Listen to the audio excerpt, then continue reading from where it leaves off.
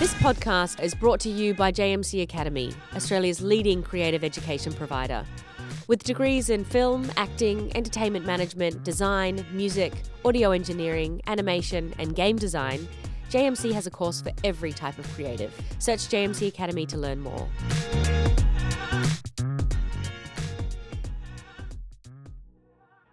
So every once in a while, a TV show comes along that stays with you in a way that you want it to. So not because it was heartbreaking or disturbing or dark, but because it genuinely made your day better.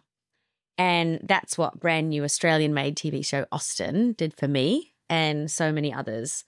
It only recently had its premiere on ABC iView, but the impact, I think, was pretty instant. I have no doubt in my mind that the reason for this is because of the show's co-creator and director, Darren Ashton, and the star of the show, Michael Theo, who you might remember as kind of everyone's favourite on Love on the Spectrum. If you haven't seen the TV show Austen, here's a short synopsis for you. When much-loved children's author Julian Hartswood inadvertently causes a Twitter storm, his career and that of his illustrator wife, Ingrid, appears to be over. That is until Austen, the neurodiverse son that Julian never knew existed, turns up out of the blue. So we are so lucky to have the co-creator and the director, Darren Ashton, with us, and the star of the show, Michael Theo. Welcome, you two. Hello. It's good to be here. Thanks for having us. Darren, let's start with you. So Northern Pictures, which is the production company behind Austen, was also the creator of Love on the Spectrum, and that is how you first came into, well, that's kind of how Michael Theo came into your world a little bit.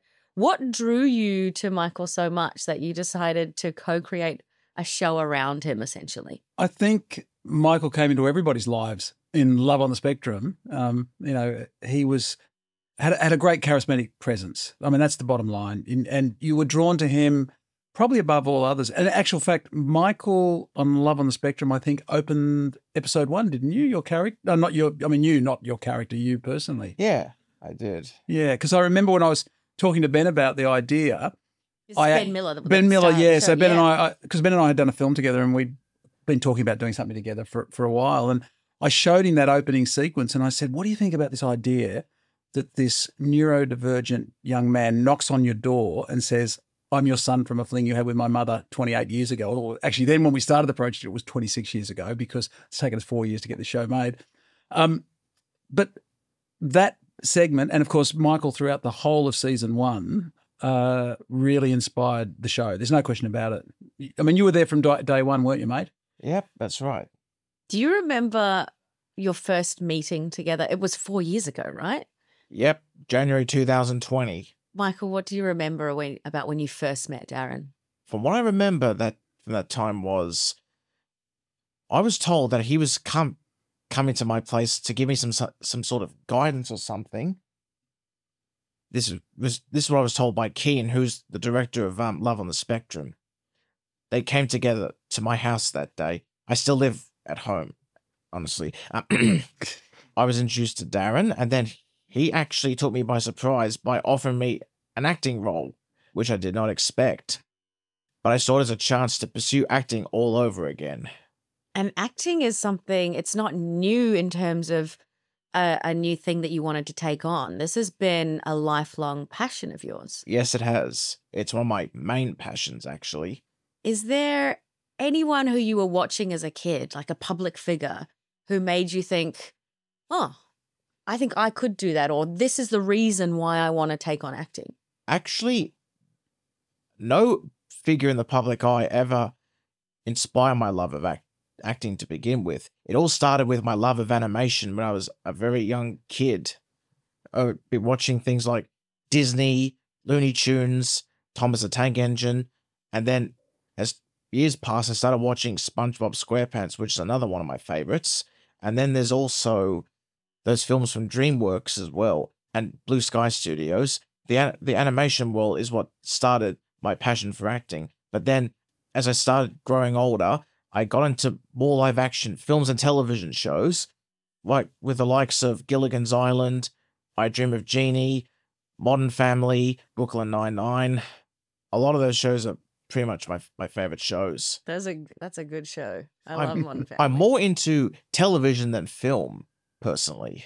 Well, then this first foray was very fitting with your lead role. But it actually isn't your first foray into acting because you two worked on a project together prior to Austin. Yes, that's right. Darren cast me in a cameo role in a show that he worked on called Hardball. It was only for one episode, and it was about less than a minute of footage, I remember. It was. Michael didn't know it at the time, but it was a screen test. Wasn't it, mate? I was testing out to see how he'd go in amongst a crew and all that kind of thing. If I recall, you went to the catering table twice, though, didn't you, mate? You enjoyed the catering that day, didn't you? I did, yeah. Yeah. And he did a very good job, I might add. It was funny because all the young actors knew Michael from Love on the Spectrum. So as soon as Michael came on, we went to do the scene and they just all stopped and went, oh, and then they started giggling. Remember? Sour, the character's playing Sour. I don't remember that. They were excited to see you Yeah. Yeah. and you threw them off their acting. I suppose I did. That's the kind of power. That's the kind of power he has, isn't it, mate? It is? It is. So, Michael, you didn't even know you were kind of being tested by Darren at that point No, I to see wasn't. whether you could do this lead role in Austin. But I subconsciously did know that it was, he just wanted to see how I would go on a film set. Did that mean you had a bit of pressure on you when you turned up for this kid series, Hardball? Honestly, I didn't feel any pressure at all. I just took in my stride and just did the best I could. Oh, I think we could all learn from that. That's kind of your philosophy, though, isn't it? You know, like, Yeah. because you weren't nervous on the first day of Austin either, were you? Nah, I wasn't. No. But No. I I think I was more nervous than you, actually. why? Well, I had a few responsibilities, but yeah. I always get anxious because you want it to be good. I wanted it to be great. But Of course. you kind of had faith in it, didn't you? Yes, that's right. Yeah, Because after all, you can only do your best, right? it's true. It's true. I actually found an article just last night where Sally commented that I did better than the rest of them. But It's true. I could only say to myself, on what grounds is that true? Because that's a bit of a riddle. How can a newcomer be better than a group of professional actors that have been doing this for decades? It doesn't seem right to me. I don't know if Sally Phillips says it, it's true. Well, I do find it somewhat hard to believe, but I'll take a word for it. Who was your favorite to work with on Austin? Who was your favorite actor? Actually, I adored the whole cast. Equally? Yes, equally. But there are a small group of cast members I actually made bonds with. Ben, Sally, Gia, Ellie, and then Kate Elliott as well. Let's talk about Gia, actually, because this is your on-screen mum, Gia Carides. You know her from My Big Fat Greek Wedding, Austin Powers, Strictly Ballroom as well. How similar is she to your mum, Vanessa?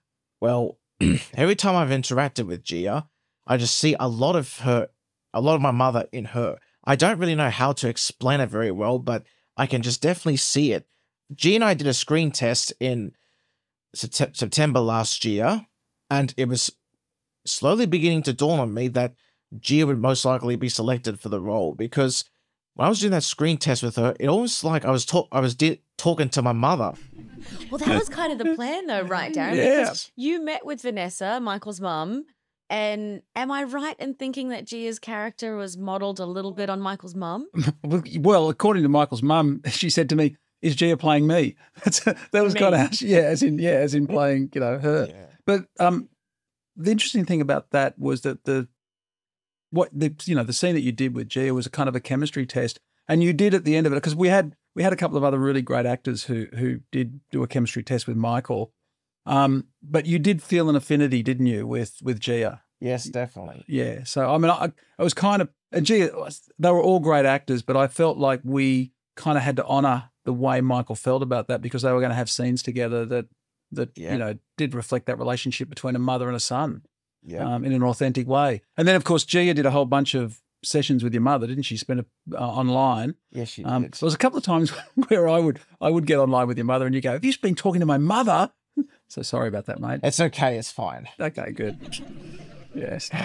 Well, one of the things I really like about the way that you work, Darren, is that you are quite fascinated by human psychology and you're quite fascinated with what makes people tick. And I think that's probably what makes you an amazing director, because you can understand what people need in certain scenes and you just have this genuine interest in human connection as well. But you've also said that Austen is not a show about autism. It's more a celebration of neurodiversity. So tell us about why it was important to make that distinction within the show, Austen. I think most of us have either direct or know somebody who is neurodiverse. There's no question about it, particularly, in the last few years where it's become more prominent, in the media, and we're more aware of it and we're more accepting of it, to be honest. So it's always important to represent those things and to have a responsibility to represent that the best way possible. I mean, we had a saying on set, which is, if you've met one neurodivergent person, you've met one neurodivergent person, didn't we, mate? Because this is Michael's story. So Michael's included in it the whole way through, weren't you, mate? Like, That's right. literally from day one. In fact, the original idea was, before we took it to the ABC, actually, Ben and I were talking, Ben was going to play Ben Miller, a version of himself, and Michael was going to play a version of himself. And so we were going to actually have Michael turn up on the set of Bridgerton at one stage. Yeah, and that was how it was going to play out, right? But we kind of felt like it limited us, and it becomes a single gag. It's like, celebrity with, the grenade of this kind of character comes into their lives. So we decided to be to scripted, and that gave us more opportunity to explore some of the neurodivergent, experiences that you've had, Michael. Yep, that's right. And particularly your mother and your family, because Vanessa, she was incredible inspiration, for us. I want to go back to her because there's a scene in the show, right, where Gia Caridi's character, Mel, travels with Austen's grandfather to the UK, and they stay in a car and they keep an eye on him. Now, there were budget constraints, I'll be honest. We couldn't take them to the UK. But that was based on Vanessa used to drop Michael off to work, and then she just wanted to make sure he was okay. And she didn't want to interfere in his life, but she wanted to check on him. So she would sit in the car and watch that he was okay and got to work and got in. And you didn't even know that, did you, mate? No, I didn't. No, you might, yeah. When did you find out about that, Michael? Fairly recently. And in fact, Eric, which is played by the beautiful Rick Davies, who plays a bit of a dick in the show, and he's the loveliest guy, that was based on some of your experiences at work that you brought to us, wasn't it? Well, particularly my first job, yes. It kind of leads me to my next question for you, Michael, around how you were involved in the writing rooms at times and, a lot of the development of your character and everything like that to make sure autism was depicted accurately. So what kind of guidance did you give Darren and the rest of the co-creators when you were doing that? Well, I was on board from the project from the very beginning, before the writing process even began. I also was given each script, I reviewed them, I also gave ideas to include in the episodes in the scripts, I believe. And I was also made it very clear from the very beginning that Austen should be a meaningful representation of neurodiverse people, because I've seen some characters on screen that aren't neurodiverse, but some of them aren't exactly the truest representations of neurodiversity.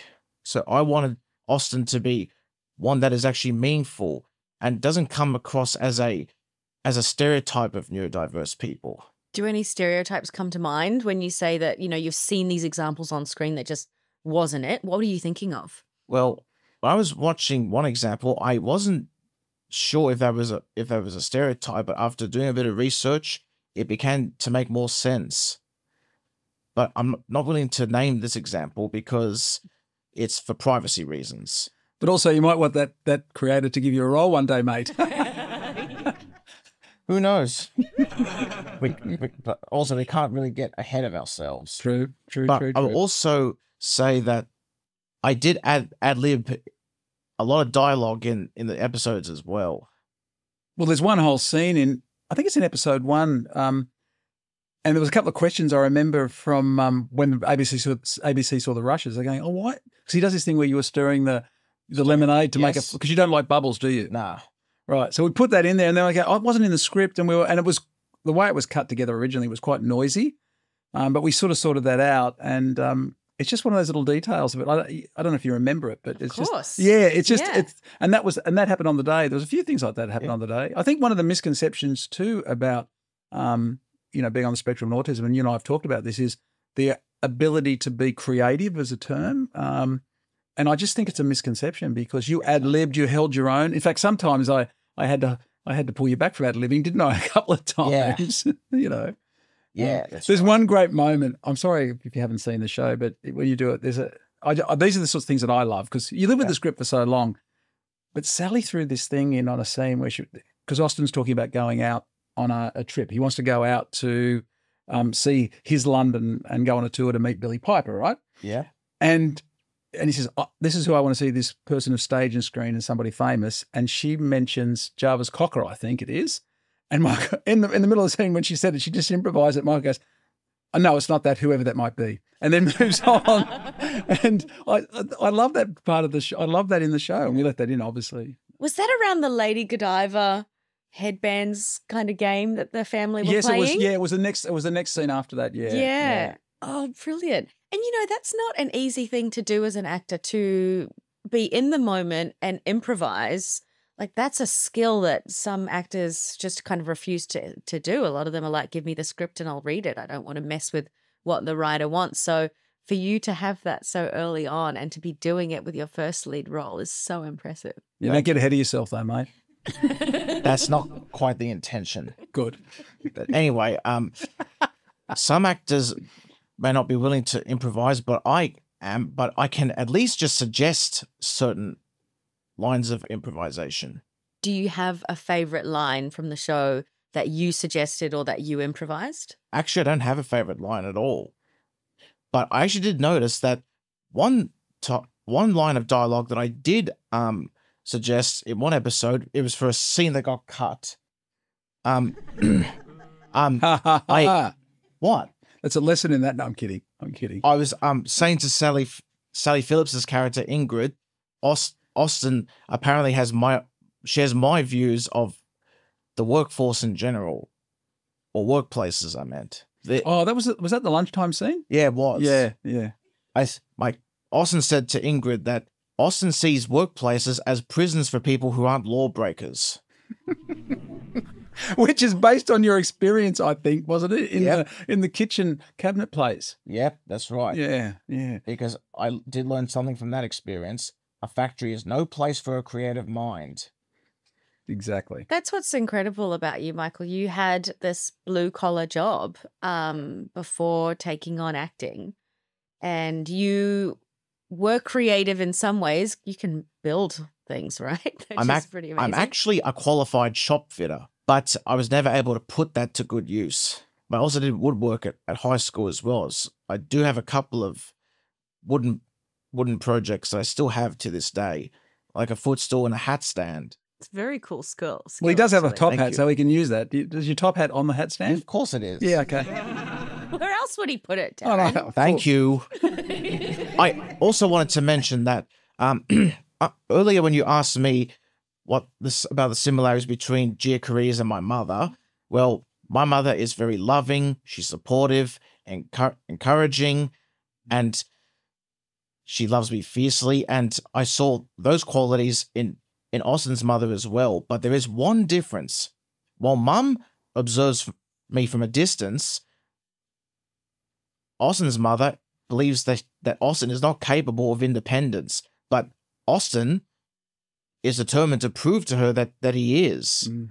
And I know you guys haven't seen the show, but Austin does prove that to himself. There's a beautiful scene where that is proven, and I don't want to create too many spoilers, but well done on that scene. Thank But you. interestingly, you say that because I think your mother gives you the impression of that, but that whole thing for Mel was informed by your mother's kind of, I guess, the fear that she doesn't of letting you go. I mean, Michael, we're trying to, Michael wants to buy a house, buy an apartment, but who's the person that's stopping you from doing that? Dad. It's because he keeps telling me that I need a regular income for it. I know, but I think the subconscious of that, mate, is that they want you to stay at home, because when you went to Canberra, it was interesting. When Michael came to Canberra, that was the first time you'd spent that amount of time living independently, wasn't it? And you were a little bit concerned about it, weren't you, mate? That's because of my first time. I never lived away from home, but after the time I spent there, I loved it. Yeah, yeah. And because I had the apartment tailored to the way I liked it. Yeah, and you didn't have to take the garbage out like you do at home, did you? No. Yeah, exactly. I don't mind doing stuff like that. No, I know. They're just basic household errands. How do your parents feel about your career taking off as an actor? It's been a lifelong dream. They seem obviously supportive of it, but this is in terms of parents wanting their child to go and fly high.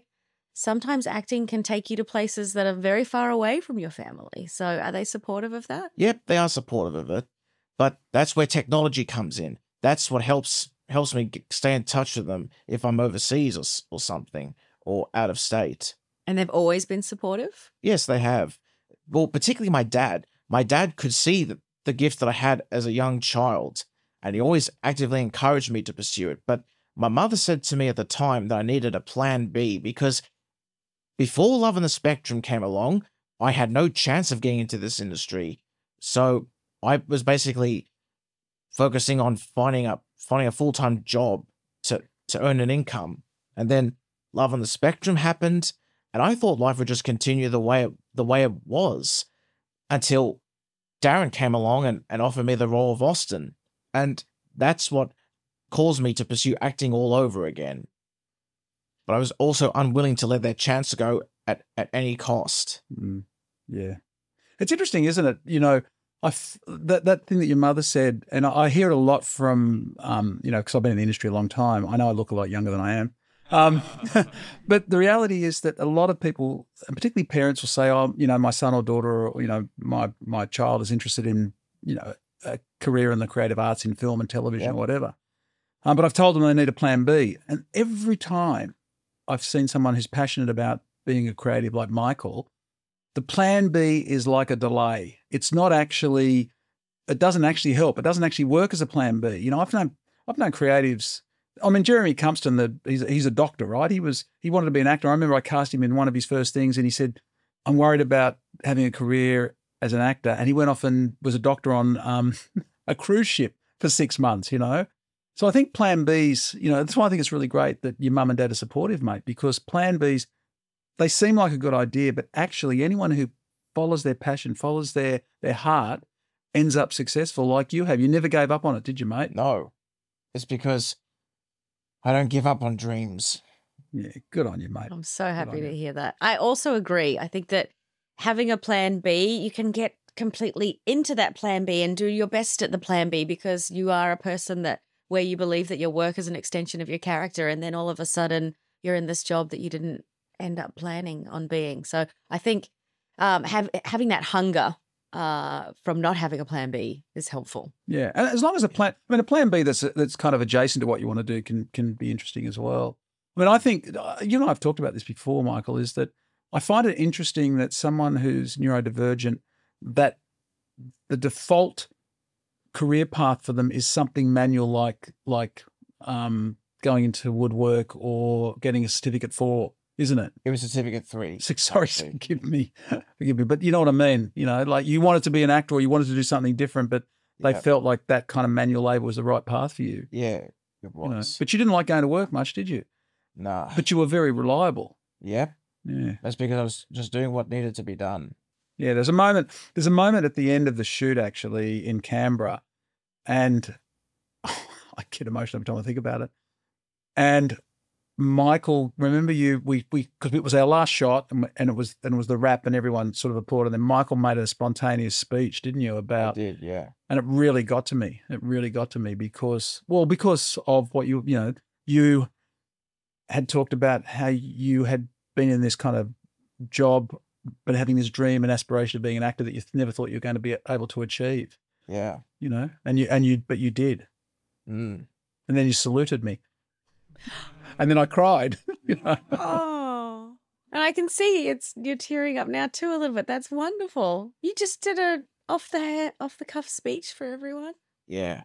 And I kind of admit that around the time we wrapped in Canberra, I kind of got emotional myself because of the bonds that I made with people. It's like starting a new job. But better. Yeah, that's right. Because the human connection thing is there too. I think that there was a big responsibility on you, Darren, and a lot of the co-creators as well to truly represent autism, but also autism, there's a spectrum of it. How can you truly represent it? And I think that, you touched on that earlier, but Michael, how did Darren and the co-creators do in truly representing autism in the show? How do you feel about it? I would say they did very well. They also did the best they could as well, because that's all you can ask from people. And before the writing process began, some of the writers actually quizzed me about myself and my life and my past and my work experiences and school and all that, because they wanted to base the character on me. So I believe that basing the character off the actor itself would be one of the most meaningful ways of representing the neurodiverse community. That's a really good point, actually, for anyone moving forward and wanting to take on certain representation. If you really just model it on perhaps one person, then it's a true representation, isn't it? Yeah, That's not true. Like Darren and Sally both said, when you meet one person that's neurodiverse, you only meet one person who is, because that person does not truly represent the whole spectrum, because it's a giant web. Yeah, perhaps I misspoke. I meant if you base it on one person, then it's a true representation of that one person. Yes, that's right. Yeah. Yeah. It's interesting though too, isn't it, mate? Because I think I never saw it as a show about autism, or did I? Like I always described it as a father and son story. That's what it ultimately was. Yes. In fact, the original title was called DNA Dad. Yes, I remember that. Yeah, yeah. Not a great title, I've got to say. Mind you that I did, and Todd's here, so I can say this, but there was a conversation once when we came up with Austin, and he said, "Do you think Austin's the right title?" And I don't think I replied to that email actually. But the thing was, well, it was one of those situations where the title of a show is really important, but there are two rules I think you kind of want to sit by, and that is it's either the name of the title character, or it's what the show is about. So Modern Family is about a modern family. Gilligan's Island is about Gilligan and his island, So your show has to be what it's about. Yeah. But I think on a broader philosophical kind of point, the idea of representing, neurodiversity and a neurodivergent character, you have a responsibility to that as well. But I always go on my gut instinct and what is important for story on a human level. I was really fortunate, even though I grew up in the 70s and late 60s and 70s. I had parents that were working class, but were very non-typical of that generation. So my parents were very accepting. They weren't homophobic. They weren't bigoted. They were really liberal, and they weren't hippies or anything. My dad worked in a kitchen, and my mum was a cleaner. So I think I always had that ability to not. I never thought in that way as well, in that sort of, what do you call it, like putting people into a box or whatever. I mean, did you ever feel that, mate, when we were working together, that I thought of you as on the spectrum or anything rather than just Michael? I don't think that ever occurred to me. Yeah. That's a beautiful thing. Yeah, just now talking about it, I just thought about it. Yeah. Yeah. In fact, I also learned very recently that Darren and I share a very paternal relationship. Would that be right? Yes, my wife said the same thing. Yeah. When we sat down today, you said, "Thanks, Dad," as a joke. It was a bit of a half joke. Yeah, but I always think. But let's think about the differences, because your dad can be conservative, can't he? He's very conservative because his mind is stuck in the 1980s. Yeah. So I always think of myself as he's on one side of your shoulder and I'm on the other. Yeah. I did say to your mother the other day, I hope I'm not badly influenced. I don't know. I hope I'm not that sort of friend that your parents say, they're a bad influence on you. You can't see them anymore.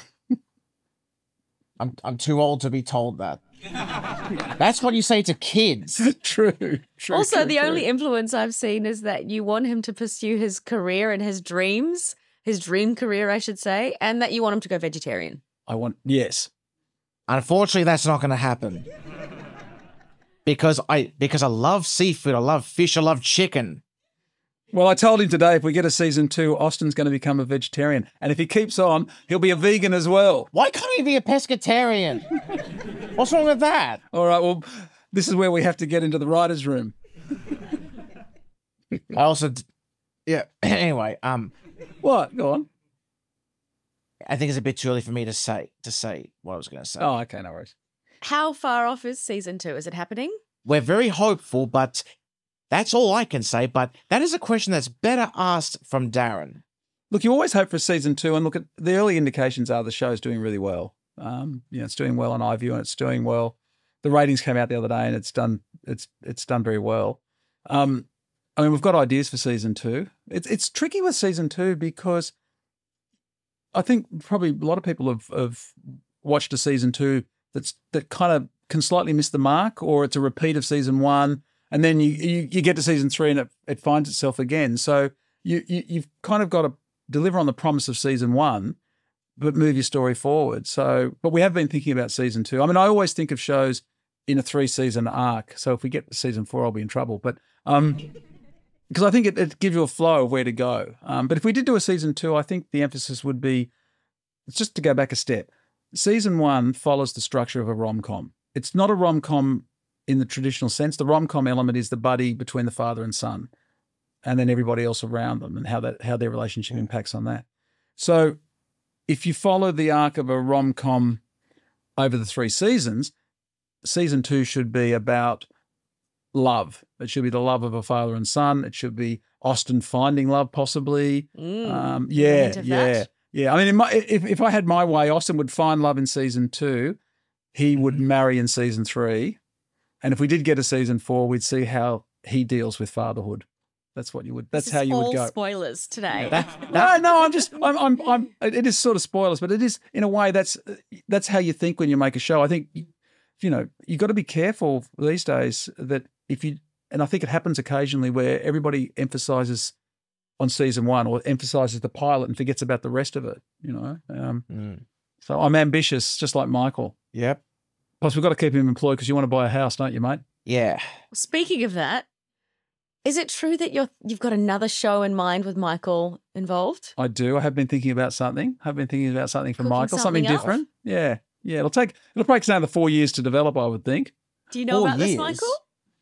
Of course I know about it. What can you tell us about it? Well, all I can say is that I've spent the last 9 to 10 weeks getting in shape at a gym.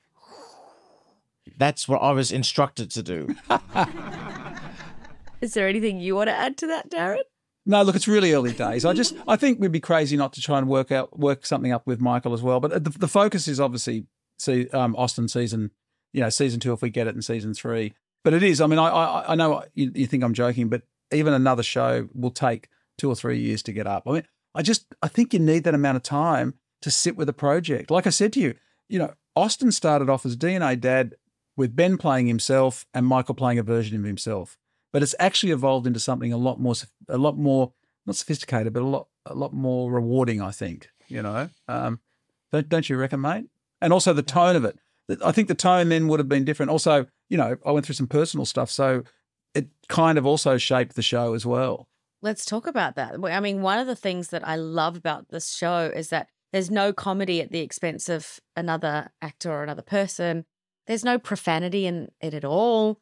You've talked publicly about how wanting to create, a warm core comedy. Yes, yeah. Why? Look, well, I think it's no secret, and I don't claim that this is the kind of complete basis of the tone of the show. But I had cancer during the period from when we first came up with the idea, and then through the middle of it. Yeah, I did, didn't I, mate? I had cancer, and Michael was part of that.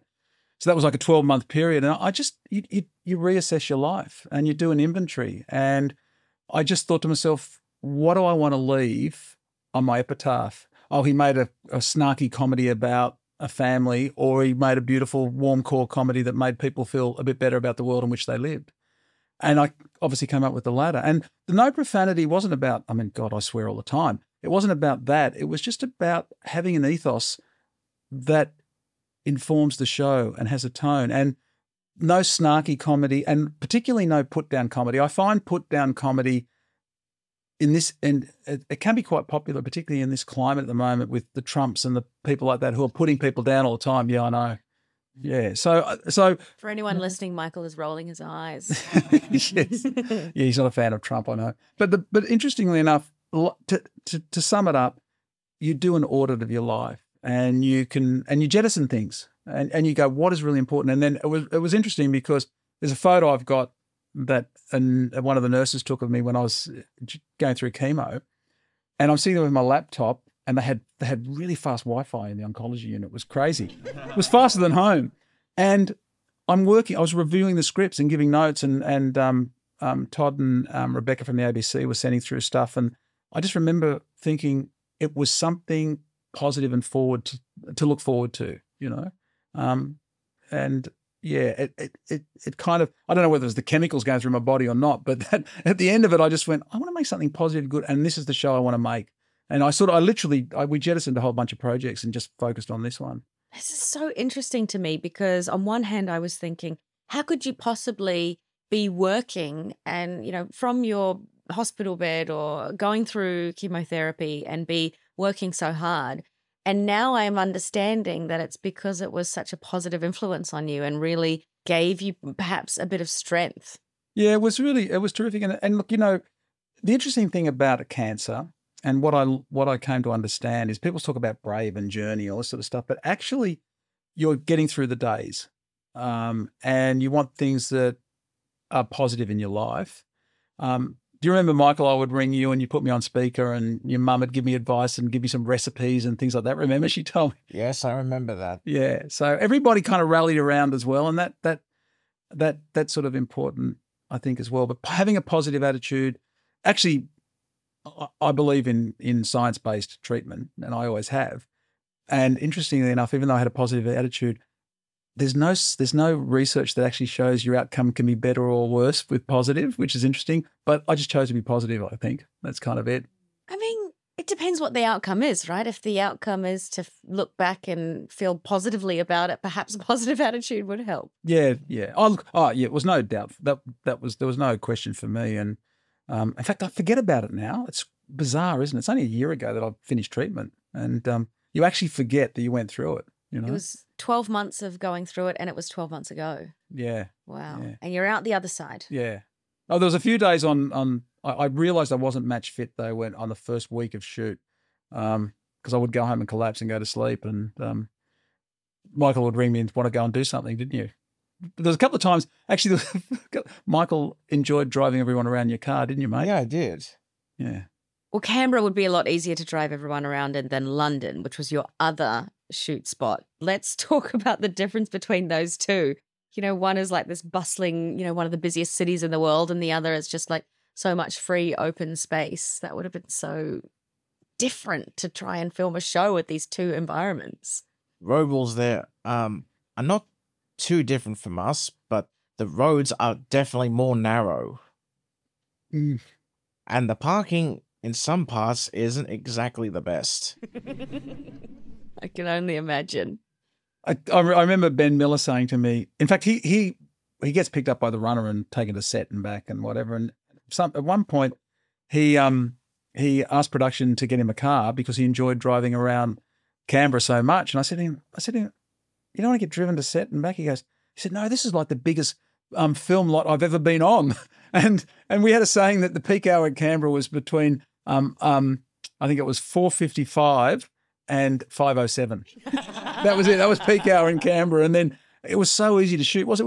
You were only 10 minutes away from location, weren't we, mate? Yeah, it was great. UK, look, I had a good time in the UK. Michael particularly loved the cold weather, didn't you? I actually hated it.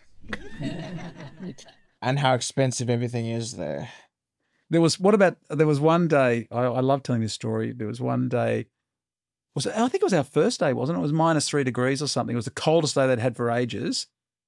And you had that lovely beanie that kept your head warm. It didn't. My ears were exposed. It was the only time I've heard you complain in the whole shoot, actually. That's because I can't handle cold like that. I mean, sure, I have a high body temperature and a lot of muscle mass, but that doesn't mean that I'm immune to the cold weather. No. But Vanessa did a good job on the costume, didn't she? She did, yes, but there are some choices that she could improve on. The beanie in particular. Yep. The other thing that was interesting about the UK versus Australia is, people sort of talk about, red tape and all this kind of stuff. And I've got to tell you, we have a very organic filmmaking process here compared to the UK. We follow all the rules, the occupational health and safety. We follow all that. We have great working conditions. But in the UK, my God, the bureaucracy drove me mad. I thought Canberra was the centre of bureaucracy till we were working in the UK. And it was things like, if we want to put a camera in a car in Australia, there are rules and regulations that dictate that. The camera has to be secured. It can't, everybody has to be seat belted. Actors can't be acting when you're filming them in a car. But in the UK, if you want to put a camera in the car, and it doesn't matter what sort of camera or where it is, it takes anywhere between 3 and 12 weeks to get permission. Weeks. Yeah. In fact, if they're doing the Mission Impossibles, and that's the other thing, that if you're shooting out on location, so we shot on the outskirts of London, because if you're shooting in around the main areas of London, there's only 5 areas that you can have your unit base. And quite often, big American studios book those out for the whole year. So if Mission Impossible thinks they're going to do a show next year, they will book out and pay those areas in advance, 12 months in advance. So they rent them for 12 months ahead of time. So they're not available to kind of the ABC kind of Australian production companies turning up with their, like their little suitcases of equipment. They've got their trucks. I saw they were doing The Crown in one of the locations we went to, and their trucks were longer than our trains. But yeah, it's fantastic. What's interesting about the size of all that stuff, though, is that fundamentally they're doing the same thing. But the bureaucracy in the UK was tricky, and going back there, if we did a season 2, you'd plan a lot more ahead. I think. And hopefully you'll have a bit more budget too. That was the other thing I wanted to ask you. So obviously you shot in Canberra because you had the support of Screen Canberra, and you've support of ABC as well. You mentioned that the show just would not even be possible without that financial support. Is there going to be pickup internationally of the show, Austin? I know that Michael has a bunch of fans in the US. How can they watch it? Is it going to be screened somewhere? We've had quite a few kind of discussions. There's been a lot of interest in the show and a lot of discussions about it. But I have to say, what's interesting, if it wasn't for the ABC, this show would never have gotten made. And the interesting thing is that some of the streamers that purport to want to support a show like this, and you hear a lot of rhetoric, who passed on the show are now the ones that want the show. But I think what it reminded me of is just how important the ABC is to Australian stories, particularly original stories. And it's very easy to make something with the existing IP that has a big following, like a Star Wars franchise or whatever, which I love, by the way. Mandalorian, love it. But a show like Austin, it's a risk for anybody, including the ABC, but they will take that risk, And then, of course, Screen Canberra. And they're invested in telling Australian stories. And that's what's so exciting to me about Australian film right now, is that exporting of Australian stories, that storytelling that only we can do, and that internationally is wanted. There is definitely a thirst for that. Yeah, look, I think what's fascinating about Austin too is that, okay, it has a UK cast in it, and this is the reality we live in. If we want to up our level of production, like I joke about us having, a packed sandwich for lunch in London when we're shooting there compared to the, 200 choices of meals for the Crown. But oh God, I just got lost in talking about the Crown and their lovely catering. Because Ellie, who was in ours, had a part in that. Ellie, who plays Florence in the show, she had a part in the Crown and it ended up getting cut, and she was staying in a 5-star hotel for 3 days. Anyway, yeah. So I got off track there. You would have loved the catering in that, Michael. Sorry to keep you going off track. Sorry, keep going. Oh no, I can't remember what I was going to say now. I got distracted by the lack of catering that we had. In fact, but the catering actually, I wish I had the photo. I did on my Instagram. I did a daily thing. Our catering was so bad, and I was going to the crew. I was saying to the crew, I'm really sorry. in Australia, our catering was really good. I don't know what's happened here. They go, oh, this is really good by English standards. And like everything was frozen peas and carrots. Every day we had that. And as a vegetarian, that's basically all I got. Does sound quite British, actually. Yeah, it did. It did. I could listen to you two chat to each other and about Austin for hours and hours more. Thank you so much for creating this show. But before we go, we've got a couple of audience questions, if you don't mind. Sure, of course. Let's take them. Darren and Michael, congratulations on the show. Michael, what was it like stepping onto set for the first time? And for our JMC actors, what advice would you give to them as they also embark on that experience? I would say that on my first day of shooting in Canberra, I didn't really know what to expect. But after a week of it, I quickly got the hang of it. And no doubt that you guys will too. But the advice I can give you when pursuing that kind of path is just relentlessly pursue it. And find yourself a mentor in the industry. Someone that will point you in the right direction, like Darren did with me. But you don't find that mentor. The mentor will find you. That's how it happened between me and Darren. Mm.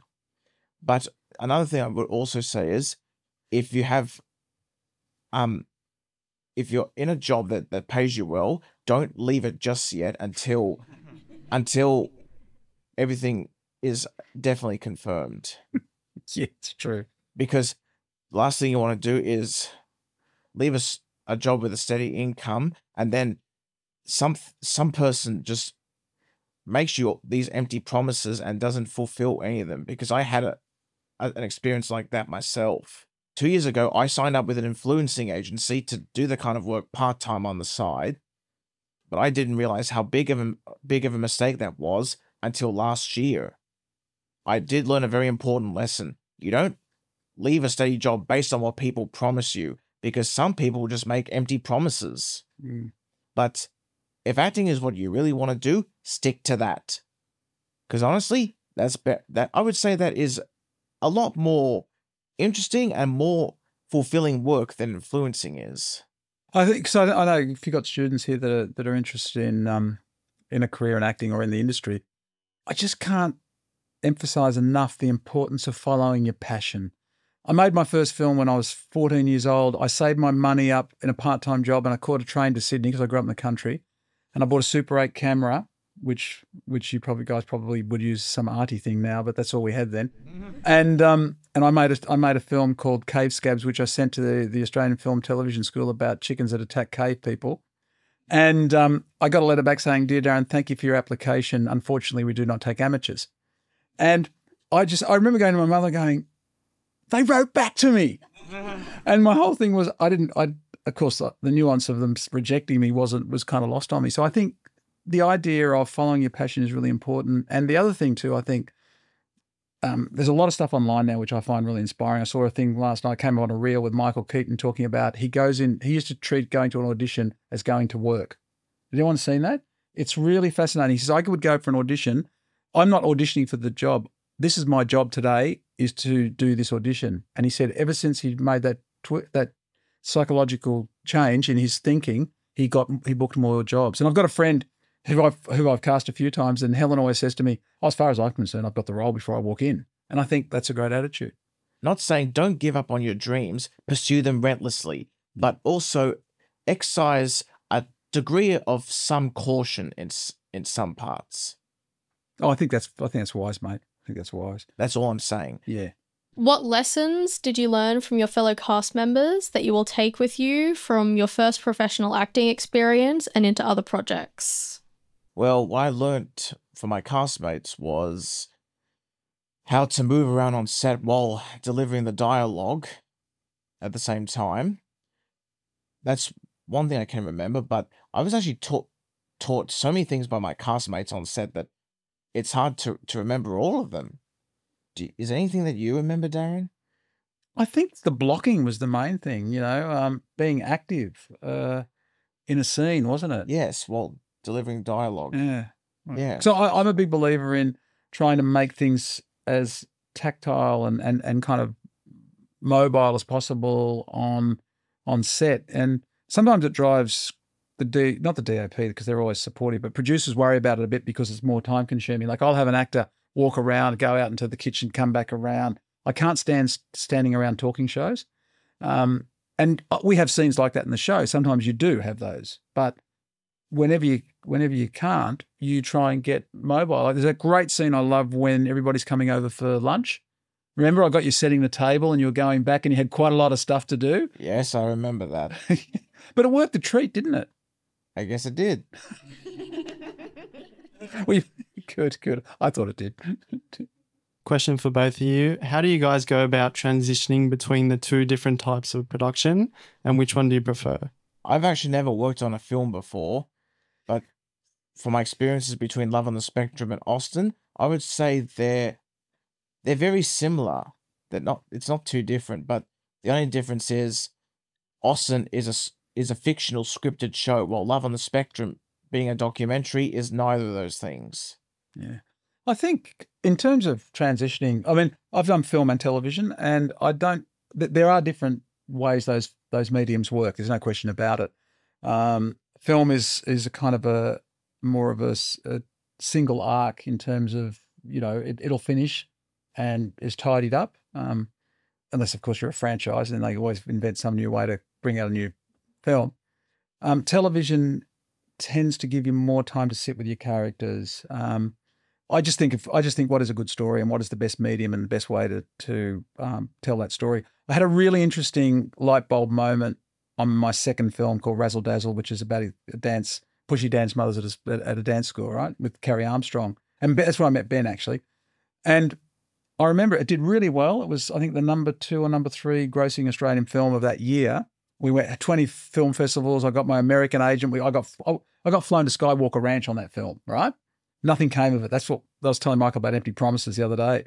But what was interesting about it was the light bulb moment was it screened on Christmas Day on Channel 9 and 750,000 people watched that film. And I don't think as many combined in the 8 weeks it was in the cinema would have seen it, that many Australians or international audience would have seen it. So I just thought that's the power of television. And that was the last film I did actually. I'm hopefully doing another film next year, but television for me is the most exciting medium at the moment. There's no question about it. Well, I feel like there's so many projects that you're going to go off and do, Darren, and there's so many projects that you're going to go off and do, Michael. But I think what's most exciting for most of us right now is the projects that you do together. And I hope that other project where you've got to exercise all the time works out for you. I hope we get to see what that is. And I hope that we get to see more of this beautiful creative partnership that you two have built together. Thanks, Poppy. Thanks. Thank you very much for that. I look forward to seeing what else will turn up out of it. Thank you so much for coming on the Variety Podcast. My pleasure. Thanks for having us on.